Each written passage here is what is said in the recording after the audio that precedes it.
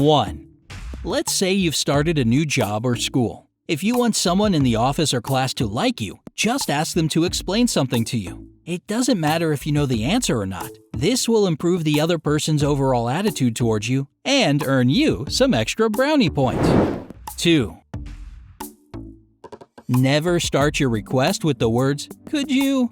It can cause the other person to subconsciously assume that this is a theoretical question. For example, avoid questions like, "Could you call the neighbors?" Because the answer yes can mean, "Yes, I theoretically could, but I didn't agree to it." Sure, could is polite, but it's better to rephrase your request to, "Please call the neighbors," if you want to be sure that it'll be fulfilled. 3. Just like with questions you need to get an affirmative answer to, start nodding just a little bit during a conversation. Interestingly enough, this will make the person you're talking to more attentive to your words, and they won't even realize why. 4. If you ever want to make someone feel uncomfortable, look at the middle of their forehead during the conversation. Most people say it makes them feel like they're under scrutiny, which, of course, doesn't exactly make a person relaxed. Not sure why you'd want to do this to others, but who knows, the situation may arise. 5. People are better at remembering what happened at the beginning and end of the day. As for anything that went on in between, it gets blurry. This is a great tip when it comes to job interviews. Agree to a time that's either at the start of the workday or at the end of it. This way, the employer will remember you among all the other candidates. 6. If you have that one lazy person on your team that slows the whole work process down, don't give them tasks by saying, "Do this." It's better to say, "Start with this." Psychologically, it'll seem like there's less work because, according to this phrase, they should start with something small. After they've done the first task, use the words, "Very good. Now, continue with this," until they end up finishing what you wanted them to do in the first place. 7. As soon as your alarm clock goes off, sit up, make 2 fists, and yell, "Yeah!" as if you're a soccer player who's just scored a goal. It sounds bizarre, but it really does help you easily get out of bed feeling refreshed. Just try it for yourself and let us know down in the comments if it worked for you. 8. If a person is really concentrated on a task, let's say they're in the middle of a serious phone conversation, you can extend your hand to them and get anything they're holding at the moment. They might not even remember later on. The trick works the other way around too. You can give them something as you're talking to them and they won't even notice. Pretty helpful when you're cleaning up or moving to a new house. 9.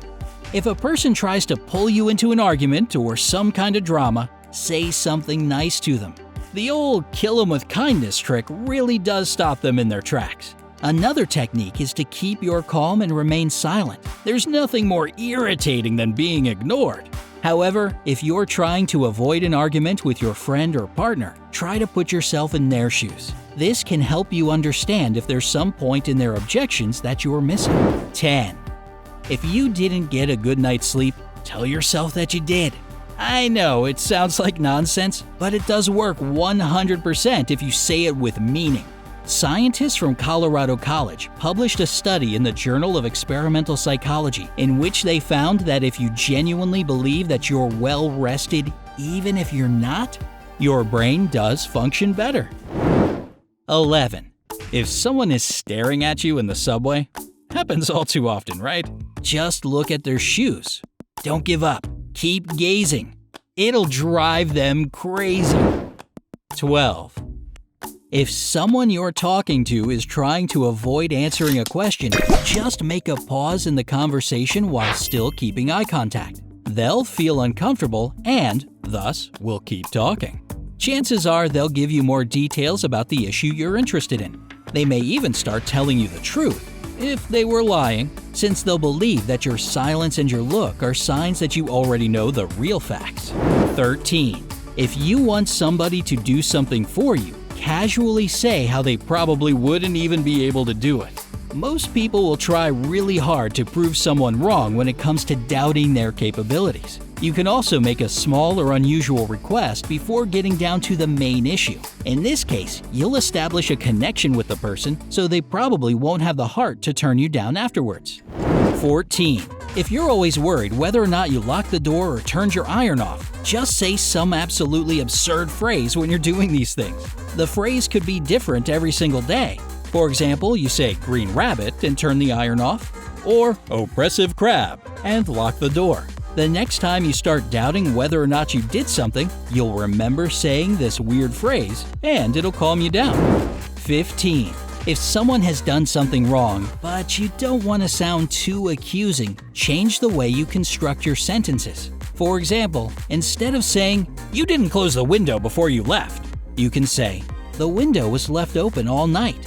They'll learn from their mistake, and you won't seem like a meanie pointing the finger. 16. When asking a question that you want an affirmative answer to, try to nod subtly as you make your request. This trick is often used by restaurant employees to make guests buy more food, and it's pretty effective.